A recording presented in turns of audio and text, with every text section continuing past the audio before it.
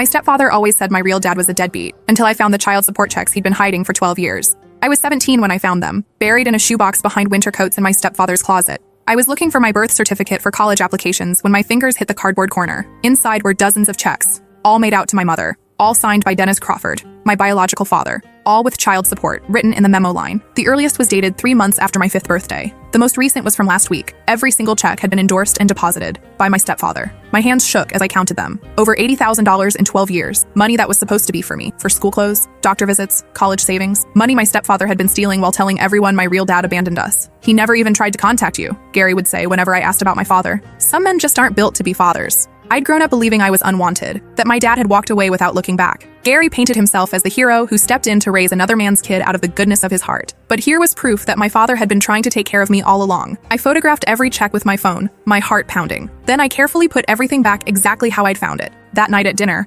Gary complained about money again. College is expensive, he said. Maybe you should consider community college first. I stared at him across the table. This man who'd been stealing from his own stepchild for over a decade while pretending to be struggling financially. What if I found another way to pay for it? I asked carefully. Like what? Your deadbeat father's finally going to step up? He laughed bitterly. Don't hold your breath. After dinner, I called the number on the return address from the most recent check. My hands were trembling as I dialed. Hello? The voice was unfamiliar, but warm. Is this Dennis Crawford? I asked. Silence. Then, who's asking? This is Ren Patterson. I think you might be my father. I heard him suck in a sharp breath. Ren? Oh my God. Ren, is that really you? You know who I am? I've been trying to reach you for 12 years, he said, his voice breaking. I've sent letters, emails, gifts. I've called your house dozens of times. Your mother and stepfather said you didn't want contact with me. My world tilted. They said what? They told me you were happy with your new family. That contact with me would be confusing and harmful. They said if I really loved you, I'd stay away. I couldn't breathe. And the child support? Every month for 12 years. $700 a month, sometimes more for school expenses and birthdays. I wanted to make sure you had everything you needed,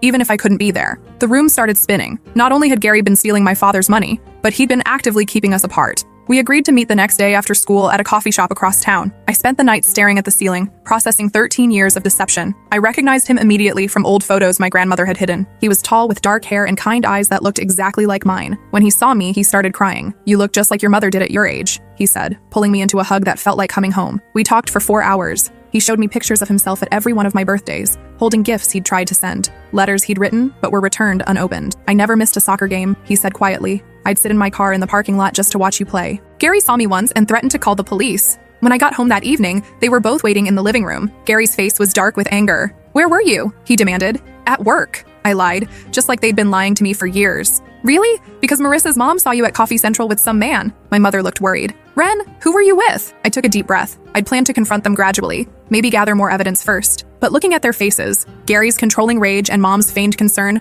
I couldn't pretend anymore. I was with my father, I said. The color drained from both their faces. Gary stood up so fast his chair fell backward. That's impossible. You don't know how to contact him. Really? Because he's been trying to contact me for 12 years. Funny how you forgot to mention that. Mom's voice was barely a whisper. Ren, we can explain. Can you explain this? I pulled out my phone and showed them the photos of the checks. $80,000 in child support that you've been stealing while telling me my father abandoned me? Gary lunged for my phone, but I was faster. You little bitch. You have no idea what you're doing. I know exactly what I'm doing. I'm exposing a 12-year fraud. The moment those words left my mouth, I saw Gary's mask slip completely. For years, he'd been the concerned stepfather, the man who sacrificed to raise another man's child. Now I saw what my mother must have fallen for. The charm that hid something much darker underneath. You ungrateful little whore, he snarled. And for the first time in my life, I wasn't afraid of him. There it is, I said calmly. The real Gary. The one who's been stealing from a child for over a decade. Mom was crying now, but I couldn't tell if it was from shock or guilt. You don't understand. We were protecting. From what? From having a father who loved me? From the money he sent to take care of me? The house suddenly felt suffocating. All those years of Gary's lectures about responsibility and family value. All those times he'd made me feel guilty for wanting things we couldn't afford while he was literally stealing my inheritance. I remembered being 12 and begging for new cleats because mine had holes. Gary had gone on a 20-minute rant about entitled children and the value of hard work. 2 weeks later, he'd bought himself a $3,000 motorcycle.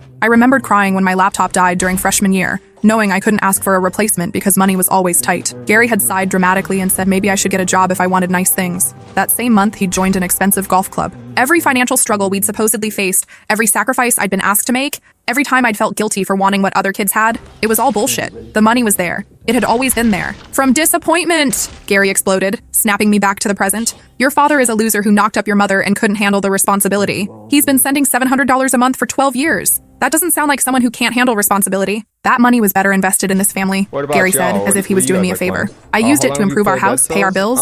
You benefited from it. You used it to buy yourself a boat, I shot back, and a motorcycle, and that expensive watch collection. Don't pretend you were noble. Gary's face turned red. I earned that money. I'm the one who's been here every day, dealing with your attitude, your problems, your needs. Your father sends a check and thinks that makes him a parent? You know what makes someone a parent? Actually wanting to be in their child's life, something you prevented for 12 years. Mom finally found her voice. Gary told me your father was dangerous, that he had anger issues, that contact would be harmful. And you believed him? Without question? For 12 years? I was protecting you, she repeated weakly. You were protecting yourself. It was easier to have Gary handle everything than deal with a complicated custody situation. The truth was starting to crystallize in ways I hadn't expected. This wasn't just about stolen money. This was about a systematic campaign to erase my father from my life so Gary could play the hero. I thought about all the Father's Day cards I'd been encouraged to make for Gary. All the times people praised him for stepping up to raise another man's child. All the times I'd felt obligated to be grateful for his presence in my life. Meanwhile, my real father had been watching from parking lots, sending money he probably couldn't afford, and being told his own daughter didn't want to see him. Gary stepped closer, his voice threatening. You're going to stop this right now. You're going to block his number and never see him again. And if you even think about telling anyone about those checks, you'll what? I stood up. No longer the scared little girl who used to hide when he raised his voice. You'll hit me? Because that's what this is really about, isn't it? Control. Gary had never actually hit me, but he'd perfected the art of intimidation. The raised voice, the looming presence, the threats that never quite crossed the line into actionable abuse. He'd trained me to back down, to apologize, to make myself smaller. Not anymore. I raised you. I fed you. I put a roof over your head with my father's money, I said. Money you stole. Gary's face twisted with rage. For a moment, I thought he might actually hit me. Then Mom grabbed his arm. Gary, stop. Just stop. He shook her off and stormed toward his office. I heard him slamming drawers, probably moving the evidence. It's too late, I called after him. I already photographed everything. Mom collapsed onto the couch, sobbing. How did this happen? How did everything get so complicated? It got complicated when you chose to lie to me for 13 years. I sat down across from her, studying the woman who'd given birth to me, but had let someone else decide whether I had a relationship with my father. She looked older than her 42 years, worn down by whatever dynamic she had with Gary. I thought I was doing the right thing. Gary said your father was unreliable, that he'd hurt you the way he hurt me. How did he hurt you, Mom? Because from what he told me, you guys just grew apart after I was born. She looked up, tears streaming down her face. It wasn't that simple. Then explain it to me. Mom took a shaky breath, and for the first time in years, she actually looked me in the eyes while talking about my father. Your father and I were young, too young. When I got pregnant, he wanted to get married immediately. I wasn't ready. I wanted to finish college first. So, he became obsessive, calling constantly, showing up at my dorm, talking about our future family. When I said I needed space, he couldn't handle it. I thought about the man I'd met that afternoon, patient, kind, willing to wait 12 years for a chance to see his daughter. That doesn't sound dangerous. That sounds like a scared kid who was trying to do the right thing. Maybe. But when I finally broke up with him, he fought the decision. He kept trying to win me back even after I'd moved on. Moved on to Gary? She nodded. I met Gary at work. He was older, stable, confident, everything your father wasn't. And Gary convinced you that Dad was dangerous? Gary said men like your father don't change, that he'd always be possessive and controlling, that it would be better for everyone if we made a clean break. The irony wasn't lost on me. Gary calling someone else possessive and controlling. So you let Gary intercept every attempt Dad made to contact me? You let him steal my child support? You let me grow up thinking I was unwanted? I thought it would be easier for you to have one stable father figure than to be confused by two men. That wasn't your choice to make. Gary returned from his office, his face grim. I've called my lawyer. If you pursue this, we'll claim your father coerced you into these meetings, that he's manipulating you against your family. Good luck with that. I have 12 years of documented financial fraud.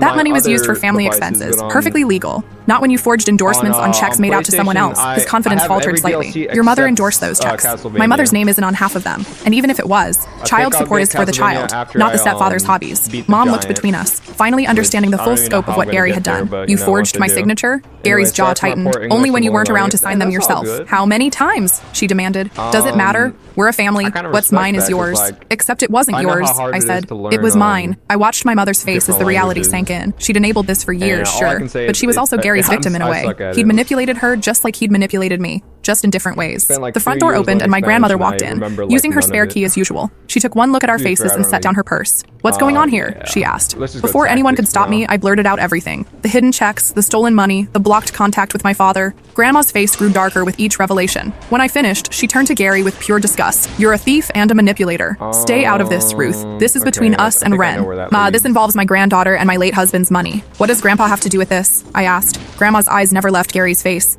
Your grandfather left you a college fund, $20,000. I gave it to your mother when you turned 16. My stomach dropped. What happened to it? Mom looked at Gary, who suddenly found the floor very interesting. Gary said he invested it. Mom whispered. He said it would grow better in the stock market. Which stocks? Grandma demanded. Gary mumbled something about diversified portfolios. That's bullshit and you know it, Grandma snapped. You spent it, didn't you? Just like you spent the child support. I felt something break inside me. The college fund my grandfather had carefully saved. Gone. Just like the child support. Just like 12 years of a relationship with my father. I resent the implication. I resent having a thief in the family. Grandma cut him off. She turned to me. Pack your bags. You're coming to stay with me while we figure this out. She's not going anywhere, Gary said, moving to block the stairway. That's when I pulled out my secret weapon. While they'd been arguing, I'd been texting my father and sharing my location. The doorbell rang. Gary's face went white. You called him? I called my dad. I opened the door and there he was, with a man in a suit beside him. This is my lawyer, Mr. Torres, Dad said calmly. We're here to discuss the return of stolen funds and establishment of proper custody arrangements. Gary tried to slam the door, but Dad's foot was already in the frame. We can do this the easy way or the hard way, Mr. Torres said, holding up a briefcase. But we're doing it today. The next 2 hours were a blur of legal documents, threats, and revelations. Mr. Torres laid out exactly how much trouble Gary was in. Fraud, forgery, theft, parental alienation. The evidence was overwhelming. But as the night wore on, more details emerged that made the situation even worse than I'd imagined. Your stepfather didn't just intercept checks, Mr. Torres explained, pulling out a thick folder. He actively impersonated your mother in correspondence with your father. Look at this. He showed us printed emails, supposedly from my mother, saying I was happy and didn't want contact with my biological father. The writing style was nothing like how my mother actually communicated. I never sent these, Mom said, her voice barely audible. Gary had access to your email account, Mr. Torres continued. He's been responding to your ex-husband's attempts at contact for years, always discouraging any meeting. Dad pulled out his phone and showed us years of text messages, cruel responses to his birthday wishes for me, dismissive replies to his offers to attend school events, all coming from my mother's number. I thought you hated me, he said to Mom. I thought you were actively trying to keep me away. Mom was sobbing now. I never said any of those things. I didn't even know you were trying to contact us. Because Gary was controlling all the communication, I said, the full scope of his manipulation finally clear. It wasn't just theft. It was identity theft, impersonation, and systematic isolation. Gary had built a wall between my father and our entire family, brick by brick, lie by lie. Your options are limited, Mr. Torres told Gary. You can return the money voluntarily and agree to modified custody, or we can pursue criminal charges and let the courts decide. How much? Mom asked quietly. The child support, the college fund, and interest. About $110,000. I watched Gary's face crumble as he realized his expensive lifestyle was about to end. We don't have that kind of money, he said. Then you'll need to sell some assets. The boat, the motorcycle, the watch collection, maybe even the house. This is my home, Gary protested. Built with stolen money, Dad pointed out. Money meant for my daughter's future. As the negotiations continued, I found myself studying Gary in a way I never had before. This man who'd raised me, who'd taught me to ride a bike and helped with homework and attended school plays. But underneath it all, he'd been systematically destroying my relationship with my father for his own selfish reasons. The worst part was realizing how good he was at it. The way he'd isolated us from Dad while making himself look like the hero. The way he'd convinced my mother that cutting contact was for my own good. The way he'd made me feel guilty for even asking about my father. It was psychological warfare disguised as family values. I want to understand something, I said during a break in negotiations. Why? Why go to all this trouble? Why not just let me have a relationship with my dad? Gary looked at me with something between pity and disgust. Because you don't understand how the world works. Your father would have filled your head with ideas about how I wasn't good enough, how your mother should have stayed with him. He would have poisoned you against us. So instead, you poisoned me against him. I protected this family. You protected yourself. You were threatened by the idea that I might love someone else, that I might figure out you weren't the saint you pretended to be. The negotiations continued until nearly midnight. In the end, Gary agreed to return what he could immediately and set up a payment plan for the rest. In exchange, we wouldn't press criminal charges, but the custody arrangement was non-negotiable. I would spend weekends with my father and have unlimited contact. Mom would have to attend family therapy to address the emotional damage caused by years of lies. As everyone prepared to leave, Gary pulled me aside one last time. You've destroyed this family, he hissed. I hope you're happy. I didn't destroy anything. I exposed what was already broken. Your mother will never forgive you for this. I looked over at Mom, who was apologizing to my father through tears. Maybe not. But at least now she knows the truth. Dad drove me to Grandma's house that night. As we pulled into her driveway, he turned to me with tears in his eyes. I'm sorry, he said. I should have fought harder. I should have found a way. You tried. That's more than I knew for 12 years. I missed so much of your life. Then let's not waste any more time. The next few weeks were a whirlwind of revelation and adjustment. Gary moved out, taking only his clothes in the car. The house was put up for sale immediately to help cover what he owed. Mom found a smaller apartment and started individual therapy to deal with the years of manipulation she'd endured. It turned out Gary had been controlling her finances too, monitoring her emails and gradually isolating her from friends and family. I didn't realize how trapped I'd become, she admitted during one of our family therapy sessions. He made every decision seem like it was for the good of the family, but really it was about maintaining control. Dad and I spent those weeks getting to know each other. He showed me photo albums he'd kept of my school events, pictures taken from a distance because he wasn't allowed closer. He'd kept every newspaper clipping mentioning my name, every program from school plays he'd watched from the back row. I was there for your science fair in 6th grade, he said, pointing to a photo of me standing next to my volcano project. You were so proud when it actually erupted. I looked for you in the crowd, I admitted. Gary said you probably didn't care about stuff like that. I cared about everything. Every game, every recital, every award ceremony. I just had to watch from the shadows. The hardest part was realizing how much time we'd lost. 12 years of birthdays, holidays, milestones. 12 years of getting to know each other, 12 years of him being painted as the villain while Gary played the hero. But there were also beautiful discoveries, like how we both loved old movies and terrible puns, how we both got anxious in crowds but energized by deep conversations, how we both had the same weird habit of reorganizing things when we were stressed. You get that from me, he said, watching me alphabetize Grandma's spice rack while processing everything that had happened. Your mother used to say I'd reorganize the same bookshelf 10 times when I was worried about something. 3 months after the confrontation, Gary's lawyer called. Gary wanted to meet with me privately. No lawyers, no family members, just us. Against everyone's advice, I agreed. We met at a neutral location, a coffee shop downtown where we wouldn't run into anyone we knew. Gary looked terrible, thinner, older, with the kind of exhaustion that comes from having your whole world collapse. I know you hate me, he started. I don't hate you. I pity you. He flinched like I'd slapped him. I want you to know that I really did think I was protecting you. From what?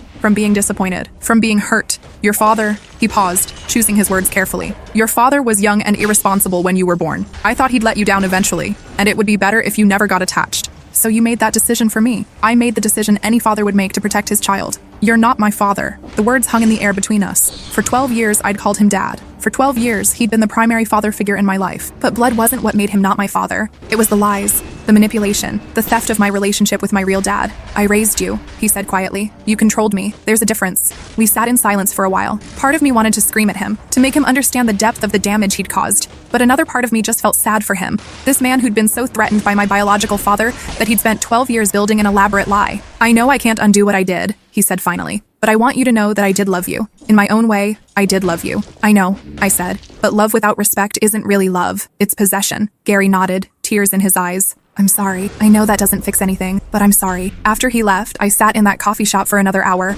processing the conversation. It wasn't closure exactly, but it was something. An acknowledgement of the damage done, and a recognition that there was no going back. The house sold 6 months later. Mom used her portion to pay Dad back as much as possible, and to start over in a new city where Gary couldn't find her. She'd finally realized that their entire relationship had been built on his need to control and her willingness to be controlled. I feel like I'm meeting myself for the first time in 15 years, she told me during one of our phone calls. I'd forgotten who I was before Gary. Dad and I settled into a routine. Weekends at his place where I met his wife Sarah and my half-brother Connor. They welcomed me with an openness that contrasted sharply with the tension that had always existed in Gary's house. Sarah had known about me from the beginning of her relationship with Dad. She'd been encouraging him to keep fighting for contact even when it seemed hopeless. He never stopped talking about you, she told me. He'd show me pictures from your school website and tell me stories about what you were like as a little kid. You were always part of our family, even when you didn't know it. Connor, who was 8, was thrilled to have a big sister. He peppered me with questions about high school and begged me to teach him to drive, which I couldn't do for obvious reasons, but I promised to when he was older. Do you think Mom and Gary will get back together? Connor asked one day while we were building a fort in Dad's backyard.